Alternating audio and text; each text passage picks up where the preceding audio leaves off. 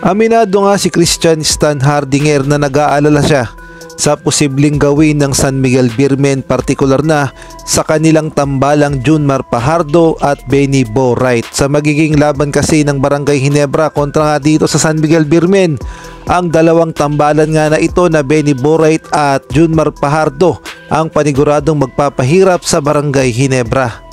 At ayon na rin nga yan sa naging report ng Inquirer.net na si Christian Stan Hardinger nga ay ina-acknowledge ang kakayahan ni Junmar Fajardo at gayon na rin ni Benny Boraite sa magiging laban nga nila sa semifinals. Aminado nga si Christian Stan Hardinger na itong dalawa na ito ang magpapahirap sa center position sa Barangay Ginebra.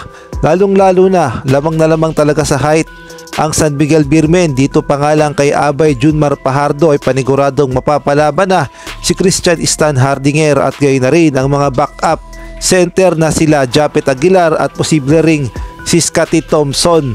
At dito rin sa bagong import ng San Miguel Beermen na si Benny Boraite, paniguradong magpapahirap ito sa Barangay Ginebra sa center position. Kaya naman kailangan talagang paghandaan ng Barangay Ginebra ang magiging laban nila sa San Miguel Beermen sa semifinals. Kung kayo naman ang tatanungin, sa tingin nyo, sino kaya ang posibleng bumantay dito kay Junmar Fajardo at kay Benny Boraite bukod nga kay Christian Stan Hardinger? Maaari kayong mag-comment dyan sa baba.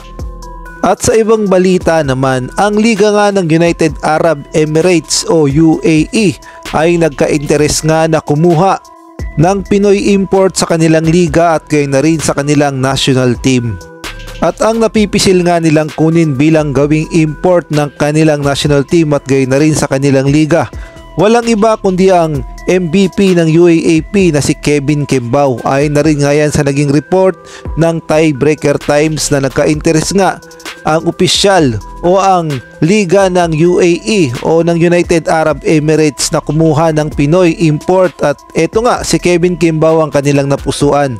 Maganda daw kasi ang ipinakitang performance ni Kevin Kembao sa nangyayaring 33rd Dubai International Basketball Competition kung saan na highlights nga ang galing ni Kevin Kembao, kaya naman bumilib ang opisyal ng United Arab Emirates. At eto nga si Kevin Kembao ay kinausap nga nila at sinabi nga nila kung gusto raw talaga ni Kevin Kembao na maglaro sa kanilang liga as naturalized player.